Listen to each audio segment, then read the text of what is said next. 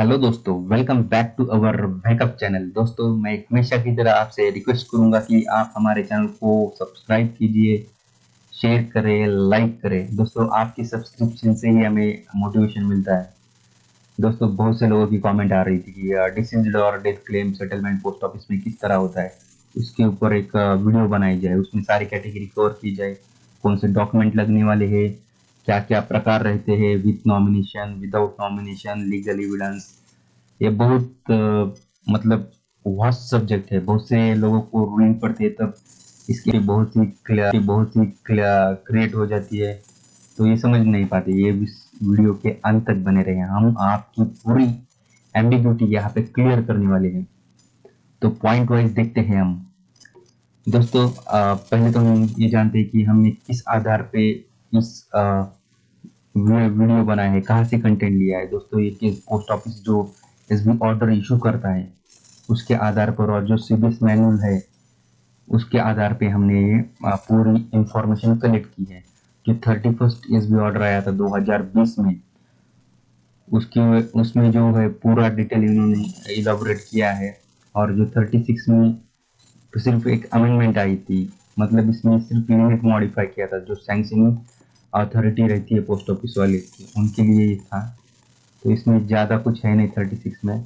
31 में बहुत सारा पॉइंट्स उन्होंने कवर किए हैं, और सीधे मैनुअल से भी हमने बहुत सारे पॉइंट यहाँ पे इंक्लूड करे हैं। दोस्तों, ये रूल्स किन कैटेगरी को लागू होते हैं? ये रूल्स लागू होते हैं all category of post office, SB, TD, MIS, senior citizen, PPF, KVP, NSC, Sukanya, 87, 92। ये दोनों तो डिसकंटिन्यूड है, ये दोनों कैटेगरी लास्ट वाली एनएसएस और एनएसएस 92, फिर भी इनको ये लागू है। दोस्तों, रूलिंग अपडेटेड होती रहती है, आप भी इसके साथ अपडेटेड बना रहे हैं। तो चालू करते हैं हम पॉइंट वाइज। पहला तो देखते हैं कि टाइप्स ऑफ डिसीज्ड क्लेम। या इन जनरल पोस्ट ऑफिस में वो जो क्या बोलते हैं, डीडीकेस। डीडीकेस मतलब क्या? Deceased depositor. आमतौर पे यही भाषा का चलन होता है, डीडीकेस सेटलमेंट। तो कितने टाइप के डीडीकेसेस रहते हैं?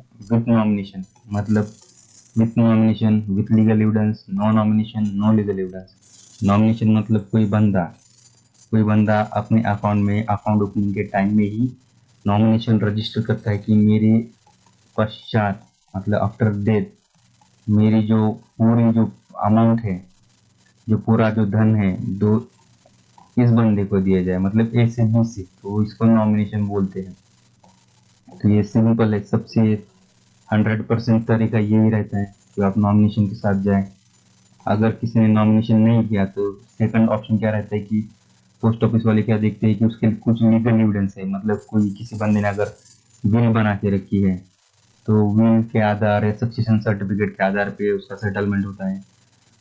और दूसरा ऑप्शन है, मतलब कोई ऐसा डिपॉजिटर रहता है कि उसने कभी नॉमिनेशन भी नो लीगल एविडेंस है। ये ज़्यादातर रूरल एरिया में रहते हैं और इलिटरेट कस्टमर जो हमारे पोस्ट ऑफिस के रहते हैं, तो उनको ये दिक्कत का सामना करना पड़ता है। इसी चीज में सबसे ज्यादा जो है ना डॉक्यूमेंट्स लगने वाले हैं। तो देखते हैं अगला पॉइंट। पहले तो हम देखते हैं कि विथ नॉमिनेशन क्लेम सेटलमेंट कैसा होता है। विथ नॉमिनेशन मतलब जब तक नॉमिनेशन फोर्स में है, जब तक उस बंदे की डेथ नहीं होती तब तक अगर नॉमिनेशन अगर फोर्स में है तो नॉमिनी एंटाइटल हो जाता है क्लेम करने के लिए। इमीडिएटली दूसरे दिन भी वो क्लेम कर सकता है, इरिस्पेक्टिव ऑफ अमाउंट। मतलब कितना भी अमाउंट रहने दो, 4 करोड़, 5 करोड़, 100 करोड़, जितना भी होगा वो बंदे उसको क्लेम इमीडिएटली कर सकता है उसमें। और इस चीज में क्या क्या डॉक्यूमेंट लगेंगे? अगर नॉमिनेशन है तो फॉर्म देना पड़ेगा डुप्लीकेट में, मतलब एक ही फॉर्म आपको डबल भरना पड़ेगा, और दोनों फॉर्म पोस्ट ऑफिस में देने होंगे। साथ में लगेगा डेथ सर्टिफिकेट, ओरिजिनल लेके जाना है और एक जेरॉक्स लेके जानी है। तो बंदा क्या करेगा, उस ओरिजिनल के साथ उस जेरॉक्स को वेरीफाई करेगा और ओरिजिनल आपको हैंड ओवर करेगा, और जेरॉक्स उसको वेरीफाइड करके वहां पे रखेगा। पर साथ में आपको ये जो है ना डेथ सर्टिफिकेट ओरिजिनल लेके जाना है, और साथ में जो पासबुक और सेविंग सर्टिफिकेट ओरिजिनल, ये चीज तो ओरिजिनल लगेगी, इसको आप जेरॉक्स नहीं ले सकते। पासबुक और सेविंग सर्टिफिकेट आपको चाहिए ही चाहिए। विथ नॉमिनेशन बहुत ईजी रहता है, उसमें कुछ समझने वाली दिक्कत नहीं है। नॉमिनेशन में इम्पोर्टेंट पॉइंट्स और क्या है? इम्पोर्टेंस पॉइंट ये है कि अगर सपोज मैक्सिमम नॉमिनेशन कितने रहते पोस्ट ऑफिस में, 4 रहते, 4 बंदे को नॉमिनेट कर सकते हैं।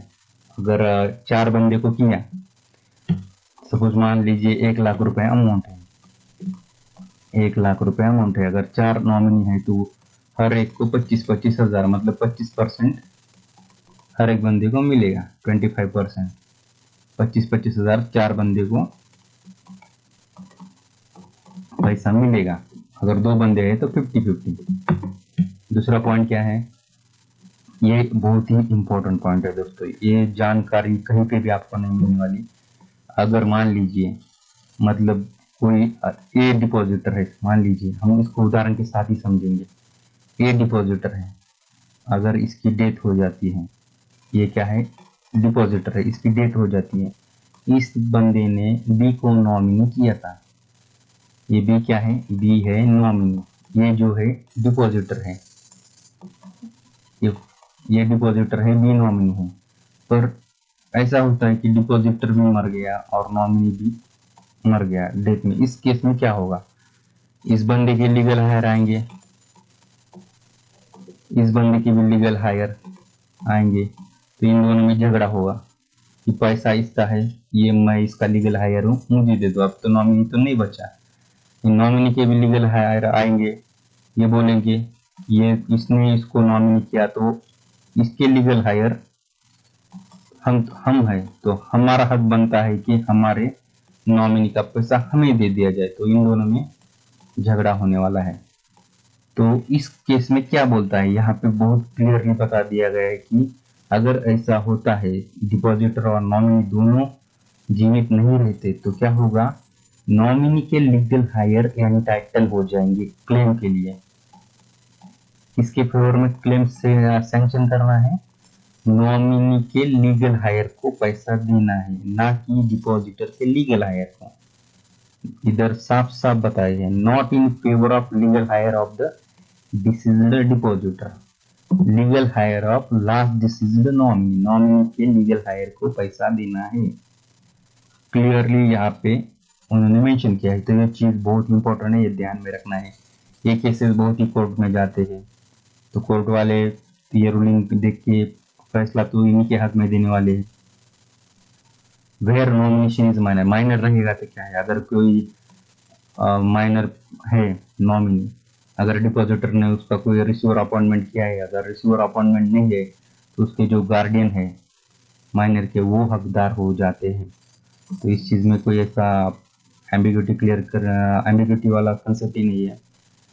अगर मान लीजिए नॉमिनी के पास ओरिजिनल पासबुक ही नहीं है, ओरिजिनल सर्टिफिकेट नहीं है, या लॉस्ट हो गया, तो क्या करेंगे, तो वो बंदा डुप्लीकेट सर्टिफिकेट या पासबुक के लिए अप्लाई कर सकता है।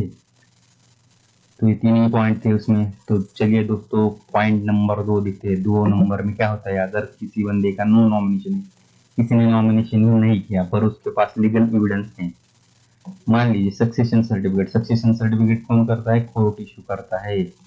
अगर कोर्ट का डॉक्यूमेंट है तो विषय खलास, कोर्ट से ज्यादा कहा जाने वाले, कोर्ट का डॉक्यूमेंट है तो सक्सेशन सर्टिफिकेट के आधार पे ही क्लेम सेटल होगा। अगर उसके बाद अगर भी सक्सेशन सर्टिफिकेट नहीं है तो प्रोबेट ऑफ विल, बहुत से अमीर लोग होते हैं प्रोबेट ऑफ विल बना के रखते हैं कि मेरे पश्चात ये अमाउंट जो है इसी बंदे को जानी चाहिए, तो विल जो प्रोबेट ऑफ विल रहती है उसके हिसाब से ही सेटलमेंट होता है।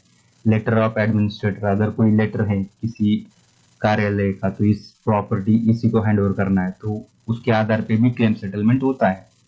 तो इस चीज में जो एम्प्लॉय काम कर रहे हैं तो उनके लिए लिमिट रहती है, सैंक्शन लिमिट।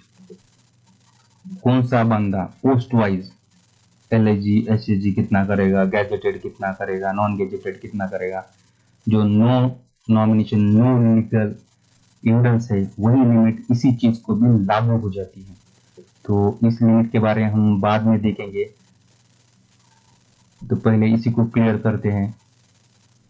इस लिमिट के बारे में हम लास्ट में देखेंगे दोस्तों, कौन सी अथॉरिटी की क्या लिमिट है, इस स्लाइड के बाद देखेंगे। तो दूसरा इंपॉर्टेंट पॉइंट क्या है दोस्तों कि बैलेंस, बैलेंस का मतलब क्या है। जब सैंक्शनिंग अथॉरिटी बहुत सारी कंफ्यूजन होती जाती है। बैलेंस मतलब मान लीजिए कोई बंदा 1 लाख रुपए ही निवेश करता है, उसके ऊपर है उसको ब्याज मिलता है 10,000 इंटरेस्ट मिलता है, तो जो सैंक्शनिंग अथॉरिटी का जो लिमिट रहता है, मान लीजिए 1 लाख की एसपीएम को, मतलब एचएसजी नॉन गैजेटेड ऑफिसर को 1 लाख का ही लिमिट है, तो वो क्या सोचेगा कि ये इंटरेस्ट है, इसको क्यों मैं पकड़ूं, उसका जो प्रिंसिपल अमाउंट है उसी के ऊपर मैं उसको सैंक्शन दे दूं, इसी के ऊपर सैंक्शन दे दूं। नहीं दोस्तों, यहाँ पे बोला गया है principal interest, principal plus interest ये दोनों मिला के 1,10,000 इसका लिमिट हो जाएगा। ये सैंक्शन अथॉरिटी के लिए है, कस्टमर या इसके लिए नहीं है। जो बंदे एग्जाम प्रिपेयर कर रहे हैं डिपार्टमेंटल, उनके इसके ऊपर भी क्वेश्चन पूछा जाता है। तो मतलब जो बंदे IP2 ग्रुप भी कर रहे हैं या PA2 IP की एग्जाम की तैयारी कर रहे हैं, उनके लिए क्वेश्चन आता है कि बता दीजिए सैंक्शनिंग अथॉरिटी है तो उसका लिमिट क्या रहेगा। प्रिंसिपल प्लस इंटरेस्ट ये जो है उसका लिमिट हो जाएगा क्लेम सैंक्शन के लिए। यहाँ पे ये चीज क्लियर बता दी गई है, claim sanction limit same equal to the no nomination no legal evidence. मतलब जिस केस में लीगल एविडेंस भी है तो नो लीगल एविडेंस का ही लिमिट उसको भी अप्लाई हो जाएगा। ओके, तो हम तीसरा पॉइंट देखते हैं, no nomination no legal evidence. मान लीजिए किसी बंदे ने नॉमिनेशन भी नहीं किया है और उसके पास कोई लीगल एविडेंस भी नहीं है, तो उस चीज में क्या होगा इन केस, तो claimant has to submit claim after 6 month. इस केस में वो इमीडिएटली नहीं जा सकता कि मुझे दूसरे दिन ही पैसे दे दो। तो ऐसे केस में लीगल हायर ही जाते हैं क्लेम मांगने के लिए, जो भी उसके मतलब बेटा हो बेटी हो, जो भी उसकी फैमिली है वो ही क्लेम सेटलमेंट के लिए जाएगी लीगल हायर। सब बोलेंगे मुझे पैसा दो। तो इस चीज में क्या रहता है, उन्होंने वेटिंग पीरियड दिया है 6 महीने का वेटिंग पीरियड, 6 महीने तक आपका क्लेम तो सैंक्शन ही नहीं होगा। वो देखेंगे, पोस्ट ऑफिस वाले क्या देखेंगे कि 6 महीने में कौन कौन बंदा क्लेम करने आएगा, तो सारे लोगों की क्लेम लेगा और उसको ऊपर पढ़ाई करके क्लेम सेटलमेंट हो जाएगा। और उसकी मैक्स लिमिट है 5 लाख रुपीज। 5 लाख के नीचे ही वो क्लेम सेटलमेंट करेंगे। अब 5 लाख के ऊपर क्या लगेगा, 5 लाख के ऊपर सक्सेशन सर्टिफिकेट लगता है। आपके अगर डिपॉजिट मतलब अमाउंट 5 लाख के ऊपर है तो कोड का सर्टिफिकेट इस केस में लगता है, मैंडेटरी है। ये देखिए यहाँ पे बता दिया गया है, इसके ऊपर क्वेश्चन भी आते हैं एग्जाम में, सक्सेशन सर्टिफिकेट किस लिमिट के ऊपर लगता है। 5 लाख एंड अब सक्सेशन सर्टिफिकेट कंपल्सरी है। और डॉक्यूमेंट क्या क्या लगेंगे दोस्तों, इस चीज में मैंने पहले ही बता दिया था कि जिस चीज में नॉमिनेशन भी नहीं है और लीगल एविडेंस भी नहीं है तो डॉक्यूमेंट्स कौन से लगने वाले हैं। पहले तो लगेगा death certificate, proof of death, passbook लगेगा, पासबुक या सर्टिफिकेट जो भी है वो लगेगा, एफिडेविट लगेगा फॉर्म 13, लेटर ऑफ डिस्क्लेमर ये भी लगेगा फॉर्म 14, और बॉन्ड ऑफ इंडेमनिटी फॉर्म 15, और सक्सेशन सर्टिफिकेट प्लस लगेगा कहाँ पे, जहाँ पे आपकी अमाउंट होगी 5 लाख। 5 लाख के ऊपर अगर आपकी अमाउंट है तो आपको सक्सेशन सर्टिफिकेट भी इसमें ऐड करना पड़ेगा। All format available in SB order. आप अगर ये एसबी ऑर्डर डाउनलोड कर लेते तो आपके सारे फॉर्मेट आपको मिल जाएंगे। अगर आपके पास सक्सेशन सर्टिफिकेट है तो आपको बॉन्ड की जरूरत नहीं लगेगी, लेटर ऑफ डिस्क्लेमर नहीं लगेगा, ये एफिडेविट सिंपल लगेगा अगर आपकी अमाउंट 5 लाख के नीचे है, या बॉन्ड लगेगा।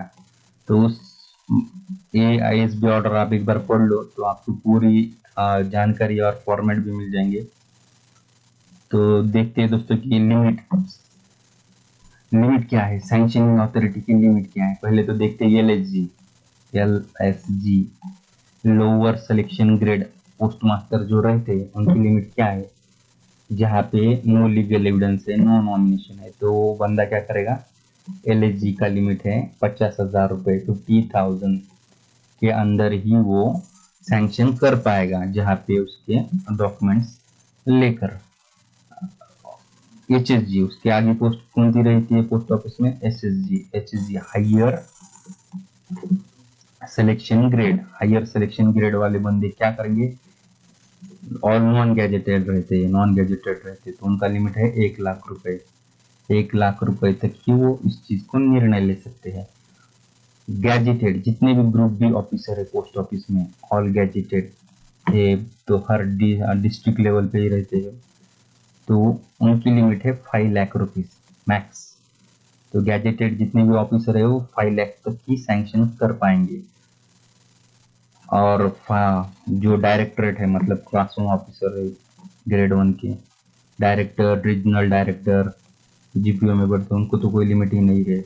बस उनको ये बताया दिया गया है कि if the eligible amount of deceased account is above 5 lakh where no nomination or legal evidence available, the amount shall be paid to the claimant on submission of succession certificate। ये देखिए यहाँ कितना क्लियर बता दिया गया है।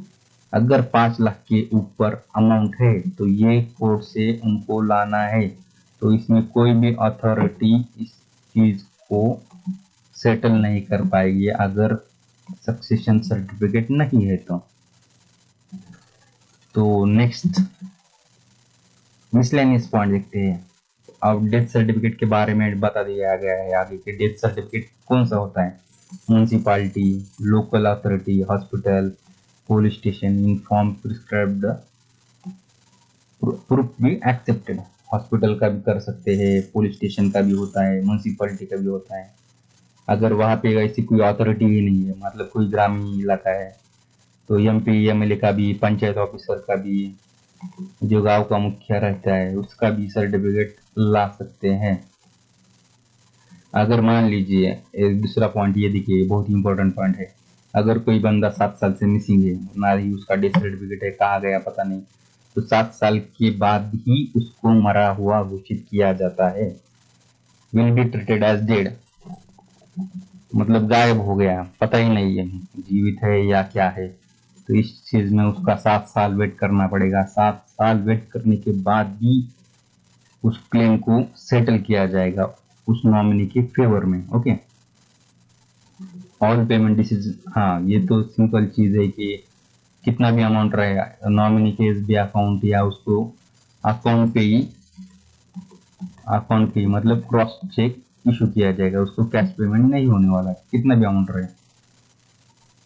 दोस्तों thank you, ये पूरे पॉइंट्स हमने इस चीज में कवर करे, पूरी एम्बिग्यूटी क्लियर करने में हम सफल हुए हैं। तो आप इस वीडियो को जोरदार लाइक कीजिए, सब्सक्राइब तो जरूर कीजिए और शेयर कीजिए। अगले नेक्स्ट टाइम तक अगर आपको कोई टॉपिक डिफिकल्ट जाता है तो कमेंट बॉक्स में लिखिए कि हमको इस टॉपिक पे जानकारी चाहिए, तो हम उसके ऊपर जरूर और जल्दी वीडियो बनाएंगे। थैंक यू दोस्तों, मिलते हैं अगले वीडियो में। Good night.